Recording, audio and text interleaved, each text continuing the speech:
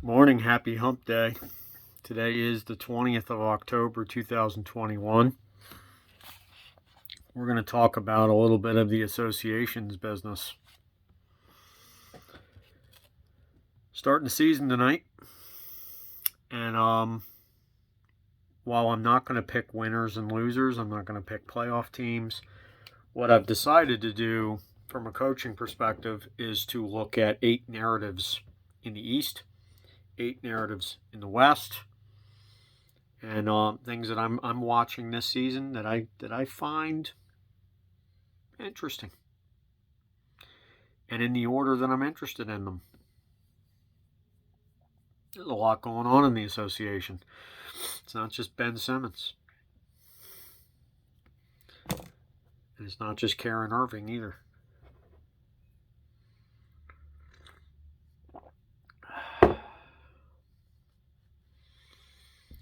So let's add it. Eastern Conference, the number one narrative that I'm very interested in is the Chicago Bulls right now. What looks to be a spectacular job of coaching by Billy Donovan at this point, and the emergence of Lonzo Ball. He went to work in the offseason. He's developed a heck of a jumper. They got a nice roster there. Their bigs stay healthy, like Markkanen. That's a dangerous team. Are they going to win the East? Not so sure. Playoffs? Yeah. And Billy Donovan could very well be Coach of the Year when this is all said and done.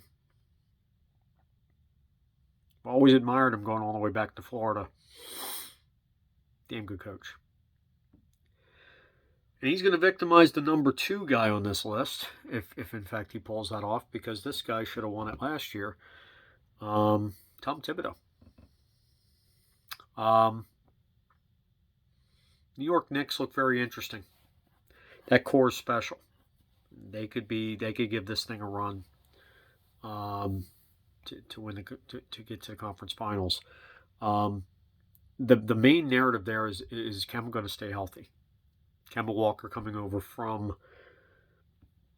Boston. Will he stay healthy? And will they gel pretty quickly? Tibbs is a great coach.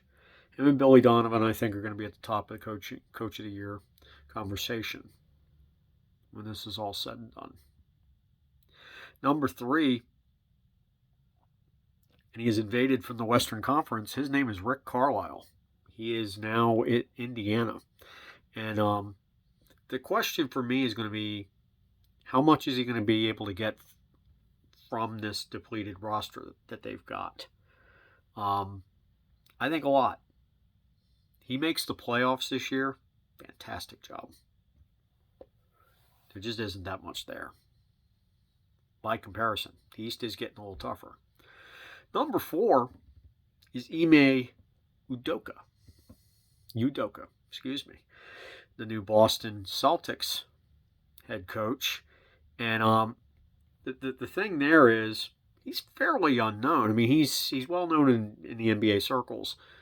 He's not a household name outside the coaching trees, but he is actually has a pretty good resume. He's been with some really good coaches. He's learned the trade from some legendary coaches. In fact, Jaylen Brown has had a transformational offseason. He looks good, really good. He's gotten super jacked, and he's looked good in the preseason. So, could be an MVP candidate coming out of the East. We shall see. I think the Celtics will be good. And Brad Stevens went up to the head, to the front office. So let's see how well they work together. That's the narrative as well. Number 5, the Miami Heat have a really nice core. They've got Jimmy Butler still. Eric Spoelstra has proven he wasn't just a LeBron James and done. He's turned into a pretty good coach. So we'll see. Excuse me. So we'll see what Eric can do with this team in what's beginning to be a loaded East by comparison to previous years.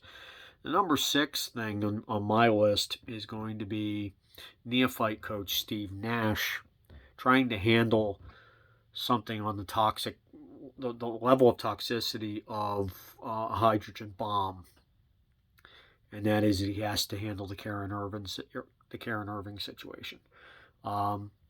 Let's see how well he takes care of that, or if it's going to be something that festers and festers and festers. They're loaded other than him, but it looks like he's not going to be playing. But it could cause them some problems, particularly if any of the other guys get injured, and they typically do.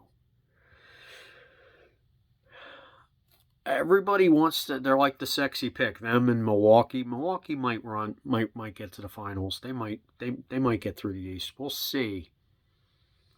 But a lot of people have Brooklyn coming out of the East. I don't know. Something's going to go wrong here, especially if Karen doesn't come back. Number 7 is going to be Doc Rivers and the Philadelphia 76ers. If they don't move Ben Simmons soon, there's going to be trouble. They're going to mess with the chemistry there, and it's going to be fatal. It really is. If Joel Embiid can stay healthy, I think they've got enough to make a deep playoff run. If they can flip Simmons for a reasonably good 2-guard, or maybe a 3, like a small forward, we'll see. But they got to get something. They can't get draft picks. Ain't gonna work. They need somebody ready to compete now. So that team can make a nice run, and Doc can get the most out of the team that wants to show up and play. And then the number 8 one in the East, and this doesn't mean that they're going to come in 8th. It's the 8th most interesting narrative, is Nick Nurse and the Toronto Raptors. They keep getting forgotten about. They got Siakam, even though he's on the shelf at the beginning of the season. They got a pretty decent roster. And what's nice is, unlike last year, where they couldn't even play from home, they were vagabonding the whole season. They do get, and they're going to start at home tonight. They get to play up in the north now. So that border issue is gone with the issue. So let's see what Nick Nurse can do. He's a hell of a coach. There's a lot of good coaches right now in the NBA. Western Conference. Let's get into that really quick. My number 1 narrative in there. Number 1, Monty Williams is running it back with Phoenix. The big thing there is going to be, do they stay injury free? Do they take that next step? Do a couple of those youngins take the next step? Is the DeAndre Ayton contract situation, they didn't get an extension, is that going to be a poison in the locker room? I hope not. But let's see if that young core can keep it going, and let's see if Chris Paul can stay healthy for an entire game, an entire season, and particularly through the playoffs. I think they can make a deep run, maybe even get out of the West. Number 2 narrative to me, very interested in this one, is Chauncey Billups now taking over the Portland Trail Blazers. He's going to be able to mentor a backcourt that's pretty interesting, as long as they don't trade for Ben Simmons, which would be stupid. Because they've already got Collins. They don't need a small forward. And they've got C.J. McCollum is a pretty good complement to Dame Lillard. I would stand pat and see what Billups can get out of this team. Okay? Billups was a good guard. He knows the game. Could be a very good mentor for the two of those. Let's see what happens. And let's see if we stay injury-free. Collins was hurt a lot last season. Let's see what happens. Number 3, Quinn Snyder and the Utah Jazz. They faded down the stretch because they play such a frenetic pace. But they got Spider Mitchell. They've got some good pieces out there. And, will they be able to play that level of defense and not basically run themselves into the ground? Let's see what Quinn Snyder can do with this club and keep them fresh for the stretch run, particularly the playoffs. Number 4 narrative is somebody I like to think of as one of the most overrated coaches in the league because he sucks whenever he doesn't have the best players, Steve Kerr and the Golden State Warriors. Everybody's back. Thompson's coming back soon. He's out of the boot. He's shooting. So let's see what happens when Thompson comes back. They've still got the best guard in the league, the best shooter in the league anyway. I think they're gonna be a playoff team. Could they be the best team in the league? We'll see. When Thompson comes back, he makes them special actually, because it's just one more weapon you have to account for instead of just Steph. Number 5, Mike Malone's Denver Nuggets. The question here to me is, are they going to have enough guard play? They've got a great, almost like the old Utah Jazz used to have with Malone, the mailman. They've got a good pick and roll game that they can play. Do they have enough shooting? Do they have enough guard play? And will they take that next step? Jokic can't run the team by himself. And there were times where he had to take over completely. And he is that good, but in a deep West, I don't think that's going to play well enough. Number 6 narrative is going to be Chris Finch taking over the Minnesota Timberwolves. This is a very interesting franchise. A-Rod bought in as a minority stakeholder. I don't expect that to change anything on the court. But what is good is that they've got a really good core, a young core of really good players like Karl Anthony Towns. And another year under their belt. They're young, they're hungry, and they're getting better. I think this is a team that's going to surprise some people in a similar way to the way Chicago Bulls are going to surprise in the East. I think this is a playoff team, especially if KAT stays healthy. But we'll see what Chris Finch can do because he's a new coach. So let's see what happens. Make sure that the chef can actually deliver the goods here. Number 7 narrative is J. Kidd taking over the Dallas Mavericks. He's got a pretty good core here. Will they take a step forward or take a step back? It looks like everybody's healthier now. You got Luka. You've got Brunson's back. You've got Porzingis. Looks like he's healthier. And if he's motivated and J. Kidd can keep him in his lane, and he's an average coach, but we'll see. Maybe he's got something there. That'll be interesting to see if they go addition or subtraction on the win-loss record. I wasn't really all that fond of J. Kidd getting that job. I think there were other better coaching prospects out there. But we'll see, But Luka's going to be really good. Player, probably an MVP candidate, obviously. And with Porzingis, with Brunson off the bench, they've got, and they've got Hardaway Jr. They've got some weapons. Let's see what they can do. But what I will say, J. Kidd likes an up and down style. And I don't know if Porzingis is going to be able to last the whole season with that. That's a sub-narrative there. And my last narrative for the Western Conference is LeBron James is the head coach there of the Los Angeles Lakers. This is an aging group. If you were to just do fantasy league stuff, you would put this roster together like this. This roster was put together by somebody that was sniffing glue. They're very old. half this roster has an aversion to sharing the ball. I don't know how LeBron is going to get the team to share the ball. I think they're going to have some problems. They're going to look really good sometimes.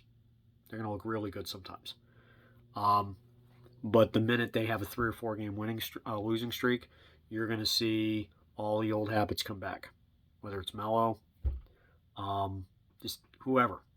I don't mean to just single out Melo, but half this roster, if they're not fed well and they're losing, it's going to get ugly.